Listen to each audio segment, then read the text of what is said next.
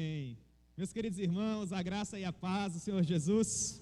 Amém, glória a Deus. Vamos abrir nossas Bíblias em Gálatas, no capítulo 3. Gálatas, capítulo 3.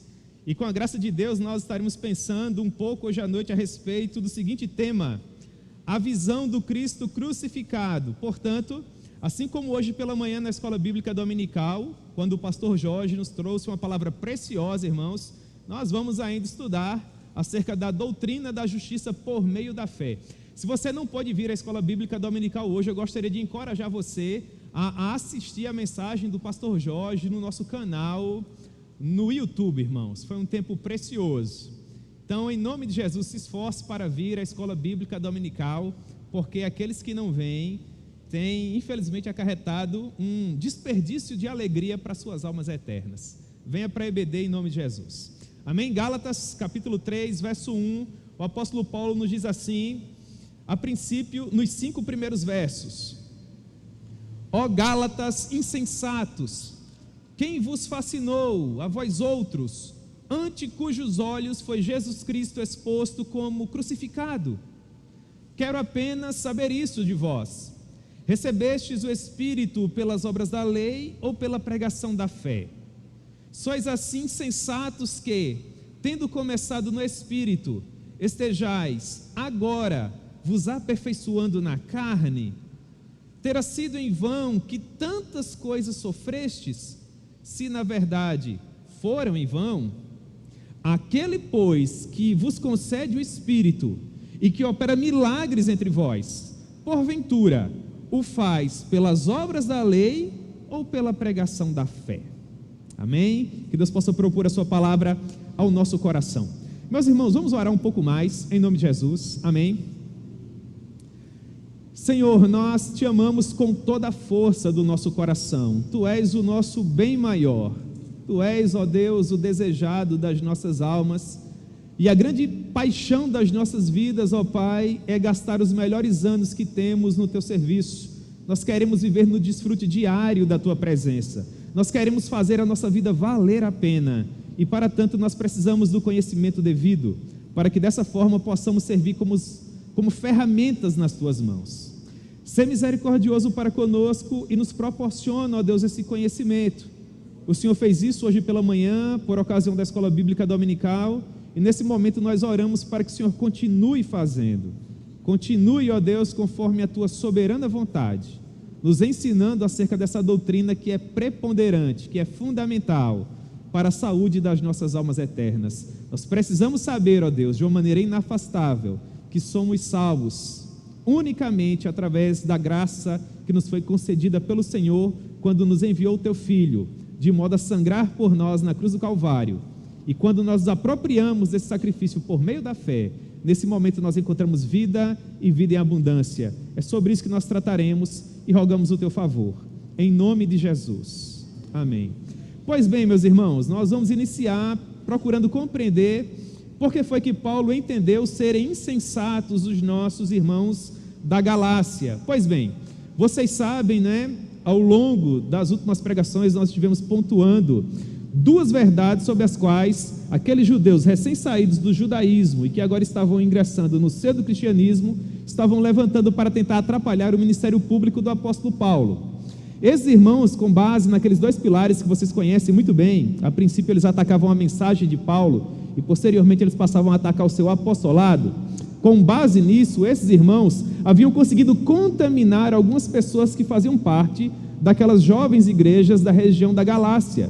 De modo que agora, a partir do capítulo 3, Paulo procura alertar aqueles irmãos quanto à loucura desse procedimento. Pois bem, ao longo das minhas últimas pregações aqui, sobretudo nessa carta, nós aprendemos que o apóstolo Paulo vinha defendendo a sua autoridade apostólica e a sua mensagem, ao tempo em que ele também denunciava o comportamento equivocado daqueles falsos mestres, que atacavam a mensagem que ele pregava e dessa maneira eles prejudicavam o bom andamento das igrejas que tinham acabado de ser implantadas naquela região da Ásia Menor.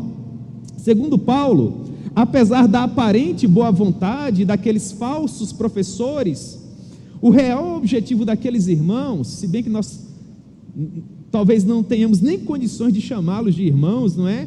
Mas o real objetivo daquelas pessoas não era outro senão, segundo o apóstolo Paulo, Gálatas capítulo 1, versículo 7, perturbar os crentes e perverter o genuíno evangelho de Cristo Jesus. De modo que, com base no comportamento desses falsos mestres, e ciente do real perigo que a igreja estava sofrendo, o apóstolo Paulo se levanta para justamente tentar sanar esse problema, fazendo com que aquelas pessoas retornassem a uma espécie de saúde espiritual. Portanto, Paulo, a princípio, defendendo a sua autoridade apostólica, e depois a sua mensagem, nos diz assim, Gálatas capítulo 2, versículo 5, quando aqueles irmãos se levantaram com essa proposta de agregar à mensagem de Cristo alguns parâmetros da lei de Moisés, Paulo diz assim, versículo 5 do capítulo 2, nós não nos submetemos a eles nem ao menos por uma hora. Para quê? Para que a verdade do evangelho permanecesse entre vós. O que Paulo nos ensina com isso?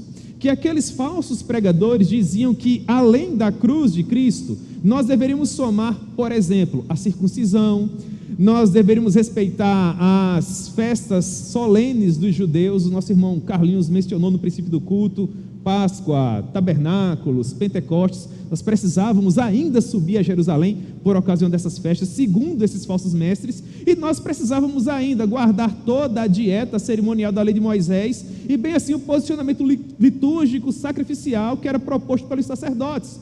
Ou seja, segundo esses professores, a cruz de Cristo não seria suficiente para nos salvar. E Paulo sabia quão danoso seria para nós se aqueles homens prevalecessem. Portanto, é por causa disso que Paulo diz que não se submeteu à falsa doutrina pregada por eles, nem por uma hora sequer. Por quê?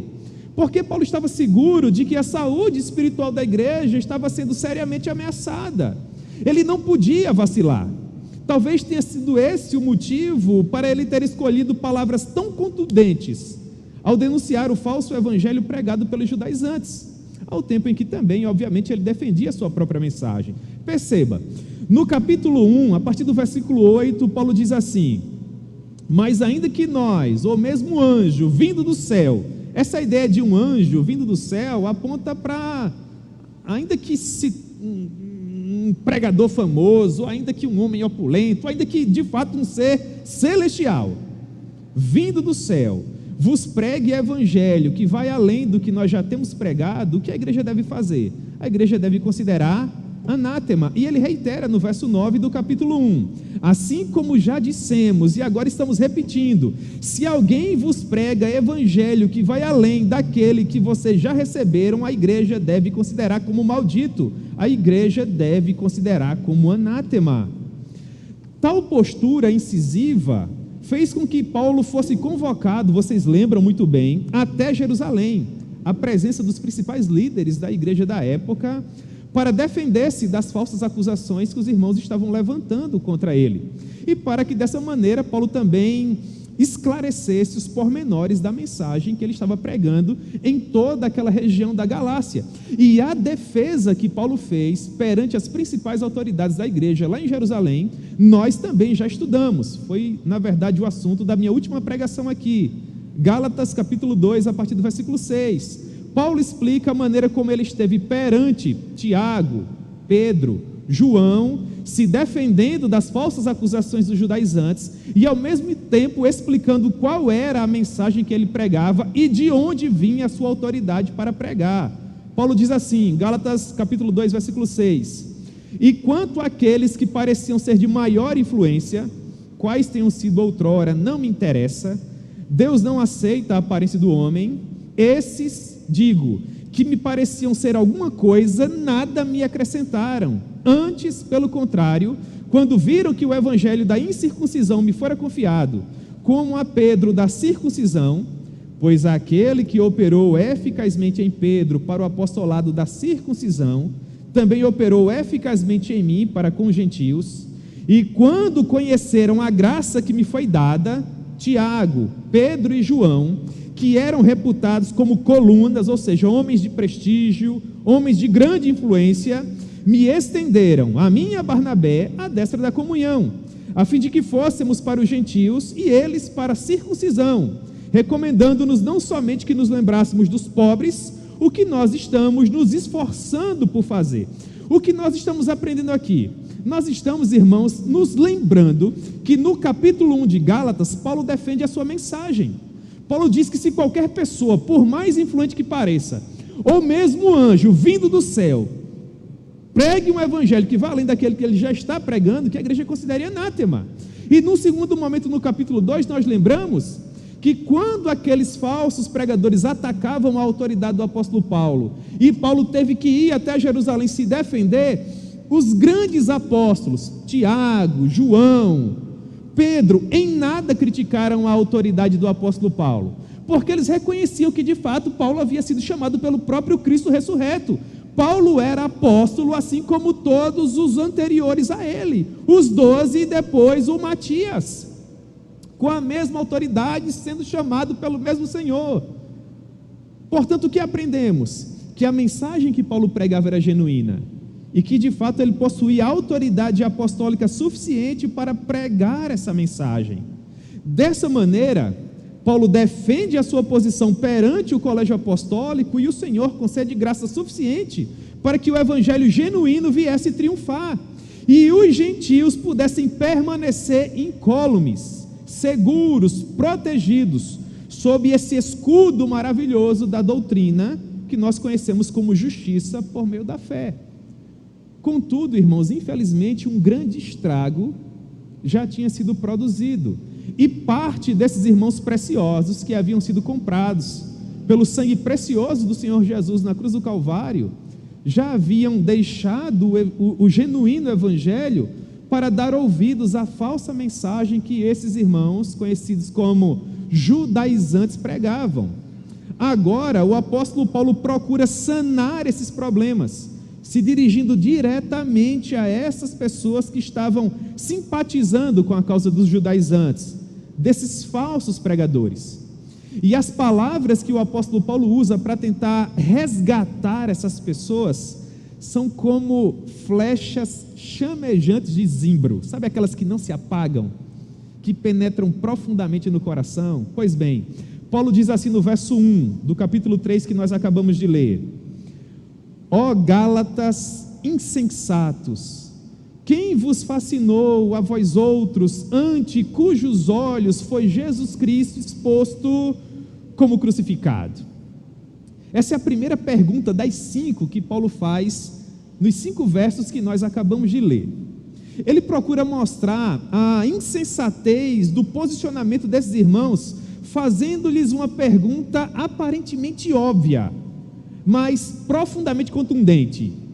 É como se, em outras palavras, Paulo estivesse dizendo assim: o que foi que vocês viram que lhes chamou mais a atenção que a cruz ensanguentada de Jesus Cristo? Porque a grande disputa era justamente essa.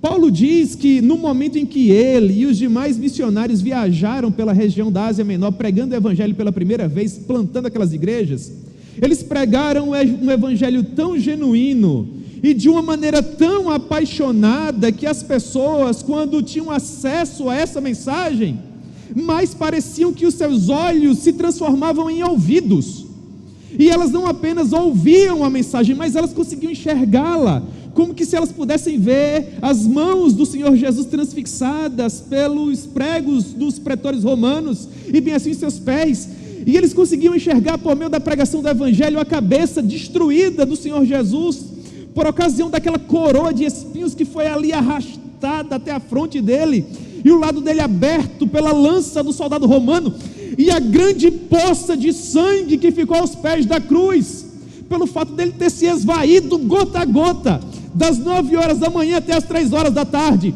E Paulo diz: o que foi que vocês viram que para vocês se tornou mais importante que isso? Ó Gálatas insensatos, quem vos fascinou perante vós, cujos olhos Jesus já foi exposto como crucificado? E essa ideia de fascinar é de fato enfeitiçar. E é interessante que o falso mestre, ele possui esse poder de enredar, de enfeitiçar. E é por isso que, infelizmente, irmãos, o pastor precisa ser, em algumas ocasiões contundente, mostrando a insensatez daquela ovelha preciosa que foi comprada pelo sangue de Cristo, mas que está infelizmente dando ouvidos à falsa pregação daquele que milita contra a sua alma eterna. E é preferível que as palavras do pastor firam o seu coração, de modo que você continue no caminho da Jerusalém celestial, do que fazer com que umas palavras que, quem sabe, sirvam para afagar o seu ego, não lhe esclareça a respeito do perigo eterno que corre a sua alma, e você caminhe com as suas próprias pernas até a destruição eterna. Ó Gálatas insensatos, quem vos fascinou a vós, ante cujos olhos foi Jesus Cristo exposto como crucificado? Segunda pergunta que Paulo faz: quero saber apenas isso de vós: vocês receberam o Espírito pelas obras da lei ou pela pregação da fé? Paulo sabia que não existia resposta para essa pergunta, visto que não há nada que se compare à pessoa de Jesus Cristo e aquilo que Ele fez por nós na cruz do Calvário. É por isso que nós não devemos, em hipótese alguma, aceitar um evangelho que não coloque Cristo na cruz, irmãos, porque Cristo deve ser conhecido e adorado na cruz. Nos dias atuais nós temos ouvido pessoas pregando a respeito de um Jesus que mais parece um filósofo, de um Jesus que às vezes é apresentado como um homem que andava com desenvoltura pelos corredores do saber humano, um grande erudito, um grande poeta, um homem profundamente versado. E essas pessoas apresentando o Senhor Jesus dessa maneira procuram, quem sabe, amenizar o aspecto chocante do evangelho. É como que se essas pessoas pensassem da seguinte maneira: nós já temos problemas demais por esperar o semáforo abrir, nós já temos problemas demais por esperar a fila dos aparelhos da academia que nós frequentamos arrefecer para nós termos acesso àquele ambiente, nós já temos muito sofrimento cotidiano. Nós não precisamos somar a isso informações tais como renúncia, mudança de vida, oferecer outra face, caminhar mais uma milha. Nós não precisamos saber da realidade do inferno. Nós já temos sofrimento suficiente aqui. Não nos venha com cruz, não nos venha com fardo, não nos venha com mudança de vida. Nós queremos amenidades, nós queremos uma mensagem que afague o nosso ego, de preferência que nós possamos, quem sabe, compartilhar em nossas redes sociais. Meus irmãos, quando nós pregamos uma mensagem que destitui o Senhor Jesus da cruz, nesse momento Ele não reúne condições de funcionar como Messias, porque para nos salvar, Cristo precisa sangrar. Para nos salvar, Ele precisa se esvair em sangue. Para nos salvar, Ele precisa morrer. É por isso que Ele é o Cordeiro, é por isso que Ele é o sacrifício devido. E é por isso, irmãos, que nós não devemos, em hipótese alguma, jamais nos esquecer daquilo que aconteceu naquela sexta-feira de Páscoa. Portanto, quando Paulo diz: vocês receberam o Espírito através de que informação? O que foi que vocês viram para efetivamente terem suas vidas de fato transformadas? A resposta deve ser: nós vimos com os nossos próprios olhos o Cristo que sangra, o Cordeiro que retira o pecado do mundo. Porque a visão do Monte Caveira é o ápice da vitória, da vida vitoriosa do Senhor Jesus, é o ponto mais importante da sua jornada. Porque o Cristo que salva é o Cristo que sangra. Todo o seu favor e graça nos são concedidos à medida que a sua vida se esvai, gota a gota, lá no madeiro. Destituir o Senhor Jesus da cruz, irmãos, é destituí-lo de todo o seu poder e de toda a sua glória. A glória que emana do seu poderoso sacrifício. Portanto, quando nós ousamos pregar um evangelho onde a cruz deixa de ser o centro, ou quando nós temos a insensatez de dar ouvidos a um evangelho em que a cruz deixa de ser o centro, nesse momento nós nos tornamos insensatos. É a terceira pergunta que Paulo faz no verso 3. Sois assim insensatos que, tendo começado no Espírito, estejais agora vos aperfeiçoando na carne? Dito de outra forma, será que depois de iluminados e tendo provado do dom celestial e dos poderes do mundo vindouro, vocês agora retornarão às velhas práticas, que não passavam de sombras daquilo que agora nós temos? Só há duas maneiras de amadurecer em nossa jornada cristã, irmãos. Ou nós amadurecemos pelo Espírito, que é a forma correta, reconhecendo que tudo é graça e que nós somos imperfeitos, logo dependemos do Senhor para tudo e para todas as coisas, porque sabemos que na força do nosso braço nós não podemos absolutamente nada. Ou nós amadurecemos na carne, que infelizmente é o caminho que algumas pessoas propõem para si mesmas. E o que significa? Amadurecer na carne, irmãos, é amadurecer no caminho que os judaizantes estavam propondo, um amadurecimento que conta com o teu próprio mérito, um amadurecimento em que você se satisfaz em ser tão somente mais santo que o seu irmão, que faz com que você não olhe para suas próprias limitações e para os seus próprios problemas espirituais, mas que te deixa feliz pelo fato de simplesmente saber que naquele aspecto você é melhor que aquela terceira pessoa que está sentada ao seu lado. Isso não é parâmetro para as nossas vidas, irmãos, porque nós não somos convidados a crescer à plena estatura de Jamerson, ou de Rony, ou de Eude, ou de Jorge, ou de quem quer que seja. Nós somos chamados a crescer à plena estatura de quem? De Cristo. E isso é graça, irmãos. Nós precisamos amadurecer dessa maneira, porque aqueles que tentam se aperfeiçoar, amadurecer na carne, estão fadados ao fracasso, porque eles vão propiciar um caminho tão estreito, mas tão estreito, que daí a pouco nem mesmo eles vão conseguir mais caminhar por esse caminho. E se isso infelizmente acontecer, nós vamos recair na pergunta do versículo 4, que diz assim: terá sido em vão que tantas coisas sofrestes? Será que nós vamos ser aquelas pessoas que vão passar tantos anos caminhando num arraial como esse aqui, irmãos, para bem pertinho das portas da Jerusalém Celestial nós ficarmos no caminho? Que Deus nos livre, que Deus guarde o nosso coração. Agora, irmãos, é interessante perceber que esse é um risco que todos nós corremos ao servir o Senhor Jesus, porque todos os dias surgirão oportunidades para nós abandonarmos a herança que nos está assegurada na glória, trocando aquilo que nos está reservado lá por algo momentâneo, por algo efêmero, por algo passageiro aqui.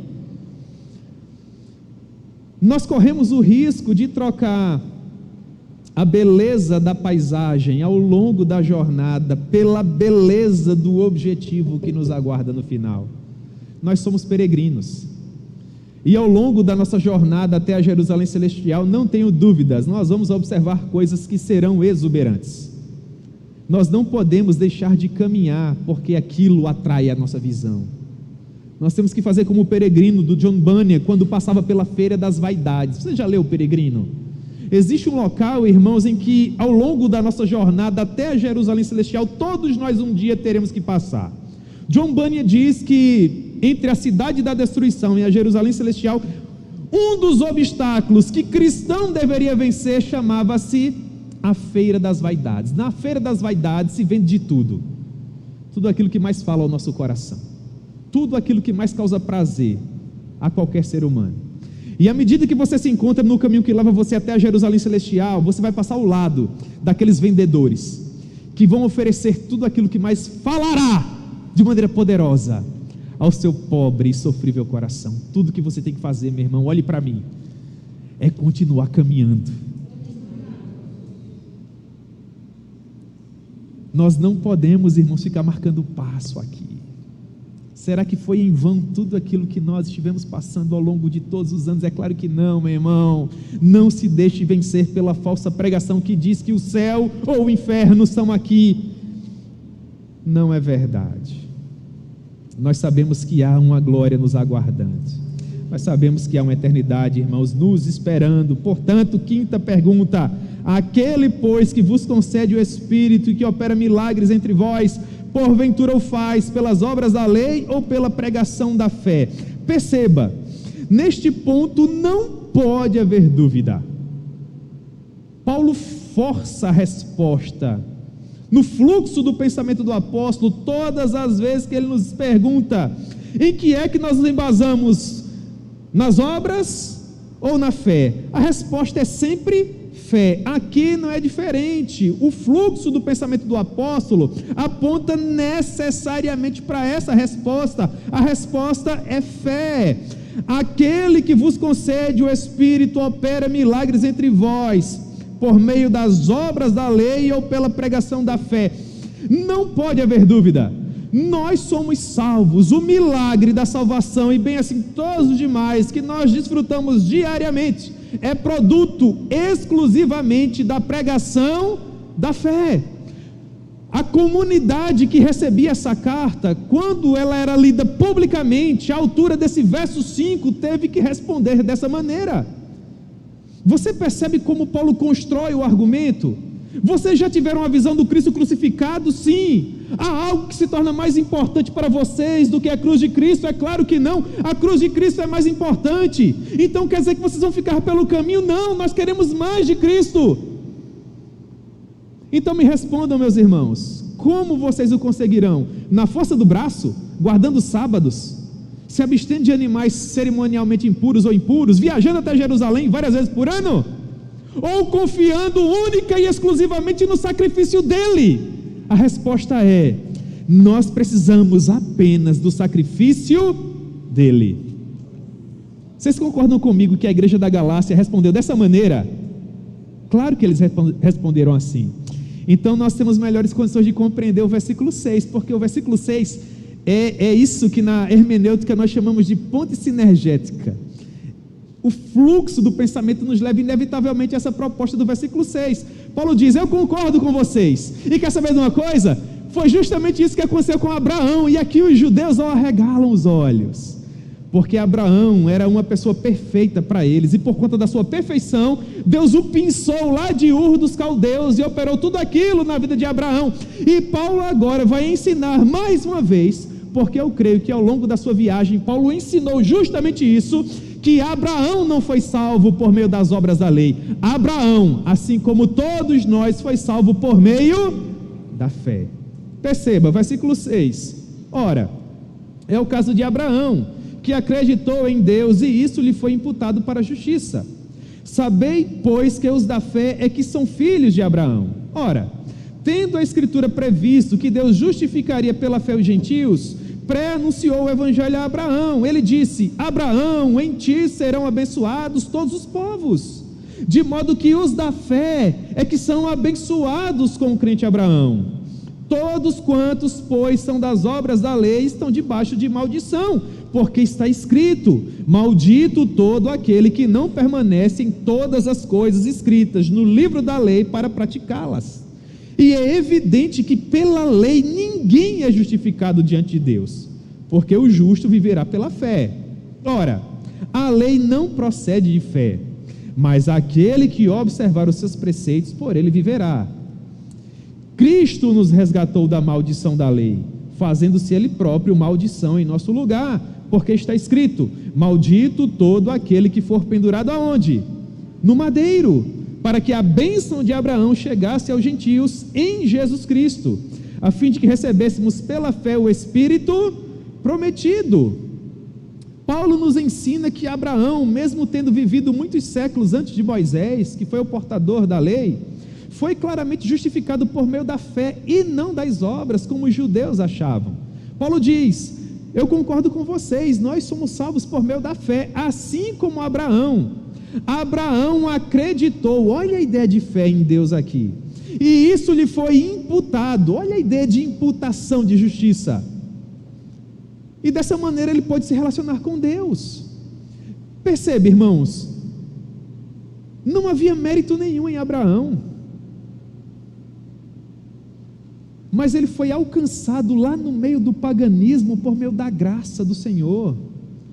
Atente para as palavras do apóstolo Paulo em Romanos capítulo 4. Paulo diz assim, Romanos 4:1: que pois diremos ter alcançado Abraão, o nosso pai segundo a carne?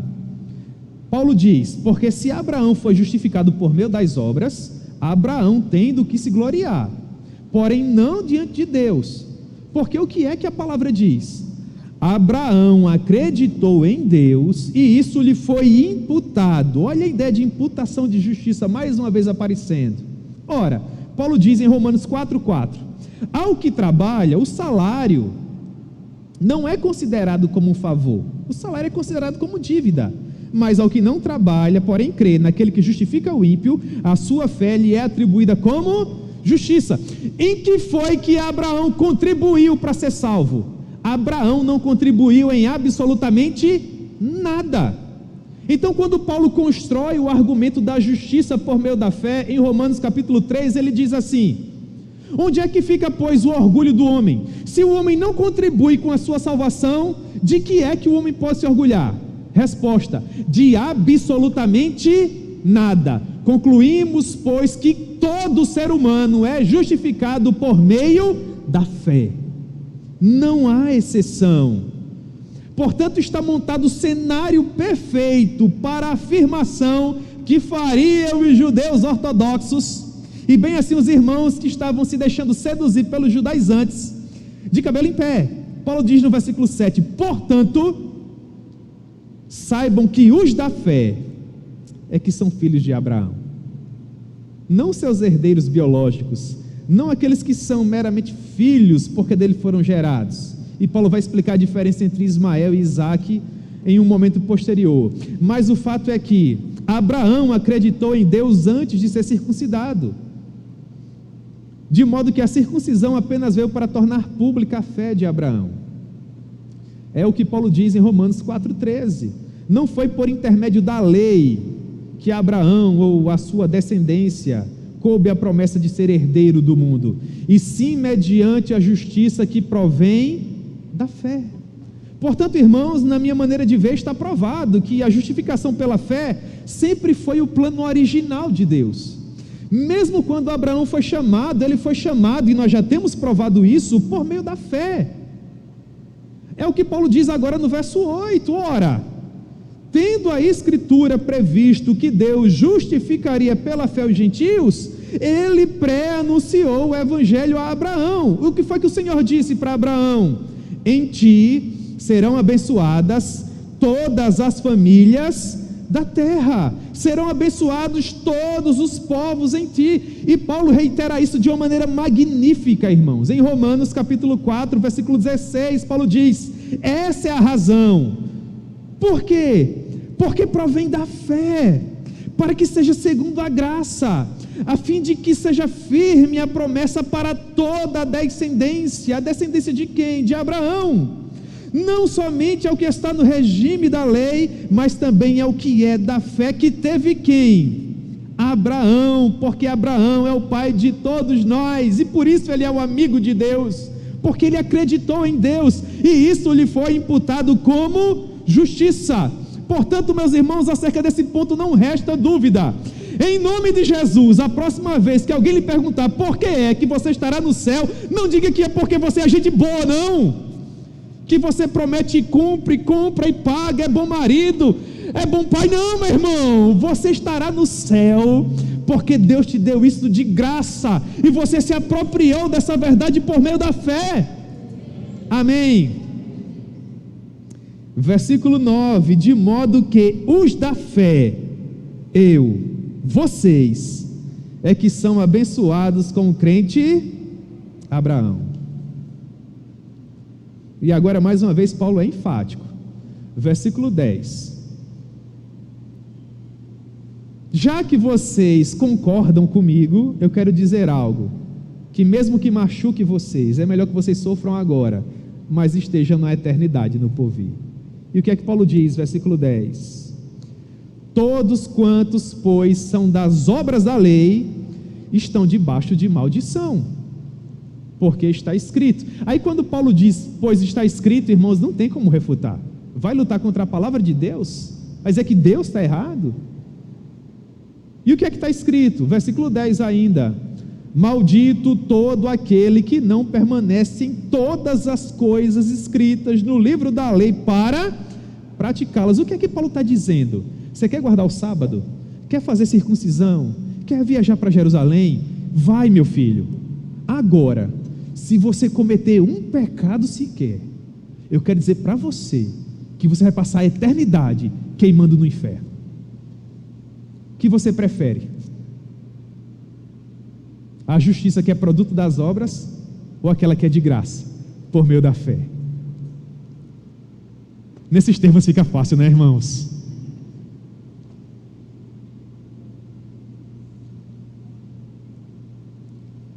Eis a razão da justiça por meio da fé: fazer por nós, de graça, aquilo que nós jamais teríamos condições de fazer por nós mesmos. E é interessante que essa ideia de graça aponta para uma graça que sangra, que sofre, mas que triunfa. Não é fenomenal? Portanto, pelo fato de que ninguém pode ser justificado por meio da lei, Deus propicia a justificação por meio da fé. Paulo não poderia ser mais claro que isso. Então ele diz no verso 11: e é evidente. Essa palavra é primordial aqui, porque ela faz jus a tudo que Paulo escreveu até agora, sendo inspirado pelo Espírito Santo. Então ele diz: e é evidente que pela lei ninguém é justificado diante de Deus. Por quê? Vocês sabem disso muito bem. Porque o objetivo da lei nunca foi nos salvar. Quando Deus nos concedeu a lei através de Moisés, vocês lembram muito bem das pregações anteriores. Deus colocou um patamar tão auspicioso, tão elevado, quando Ele nos deu a lei, que sabe quem é que conseguia cumprir aquilo? Ninguém. Portanto, para que é que serve a lei? Paulo diz em Romanos 3, 19 e 20: para que se cale toda a boca, e todo mundo seja culpável perante Deus, porque por meio da lei nós aprendemos que ninguém será justificado diante dele com base no seu próprio mérito. É por isso que Paulo já começa o aspecto soteriológico, o aspecto relacionado à salvação, nessa grande epístola chamada Romanos, dizendo: meus irmãos, eu quero que vocês compreendam uma coisa, que o justo viverá pela fé. É a tese central do documento. Portanto, nesse momento, irmãos, de acordo com a maneira como Paulo escreve, nós chegamos a uma espécie de impasse. Porque agora nós concluímos que ninguém pode ser salvo ao mesmo tempo pela lei ou pela fé. Nós temos que nos posicionar, sim ou não? Mas é claro que sim. Visto que a lei não procede de fé, versículo 12, mas aquele que observar os seus preceitos viverá por elas. Então agora, Então agora Paulo nos coloca em xeque aqui. Diante da mesa nós temos duas opções: vocês preferem viver pelas obras da lei ou pela pregação da fé? Nós já respondemos, Paulo. Nós queremos, meu filho, com toda a força do nosso coração, viver por meio da fé. Por quê?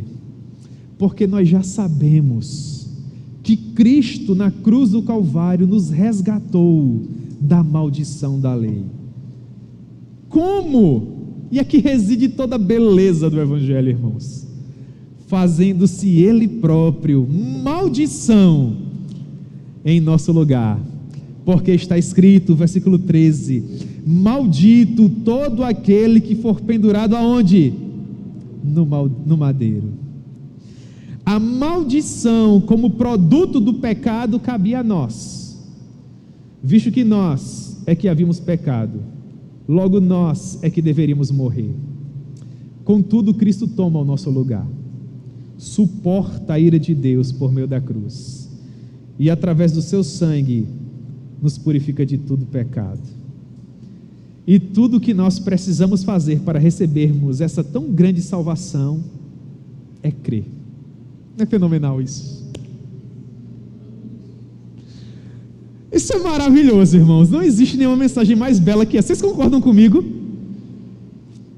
Nós elaboramos tanto, às vezes, irmãos, dificultamos tanto, são tantos termos, às vezes nós somos tão zelosos, e o Evangelho, louvado seja o nome do Senhor, é tão simples: todo aquele que invocar o nome do Senhor será salvo, pois com a boca se confessa para a justiça e com o coração se crê para a vida eterna. Nós acreditamos, assim como o nosso pai Abraão. Paulo amarra muito bem o argumento, não é, irmãos? Olha o que ele diz no verso 14: para que, olha a finalidade, olha a ideia de finalidade no versículo 14, para que a bênção de Abraão chegasse aos gentios, através de quem? De Jesus Cristo. Com que finalidade? A fim de que o recebêssemos, por meio de quê? Por meio da fé, através de quem? Do Espírito Santo prometido. Portanto, visto que recebemos o Espírito por meio da pregação da fé, versículo 7, os da fé é que são filhos de Abraão. E como nós encerramos? Nós encerramos com Romanos 4,13. O que diz Romanos 4,13?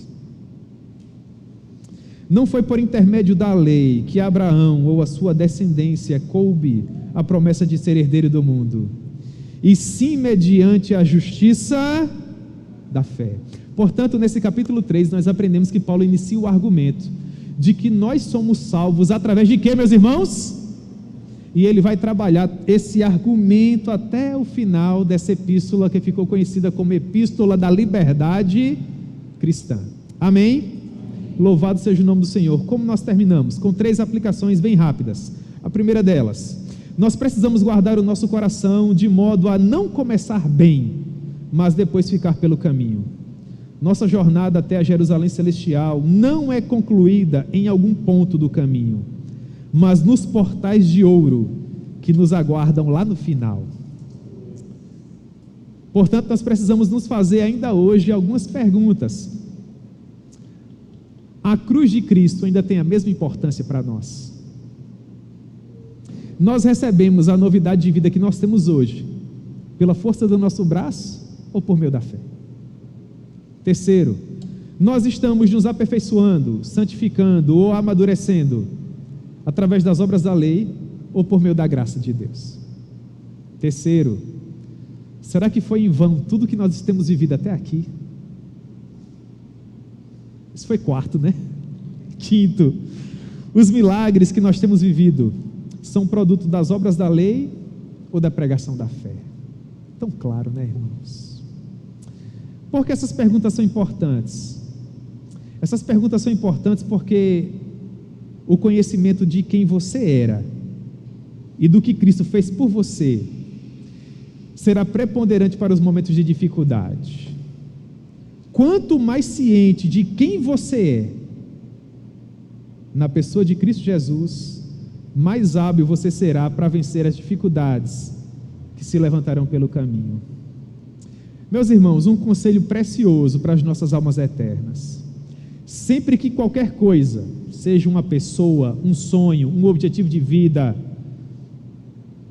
um projeto, estiver se colocando entre nós e o nosso Deus, nós devemos nos perguntar: será que essa pessoa, esse plano, esse projeto, esse concurso, esse objetivo tem se tornado mais importante para mim do que a cruz do meu Senhor?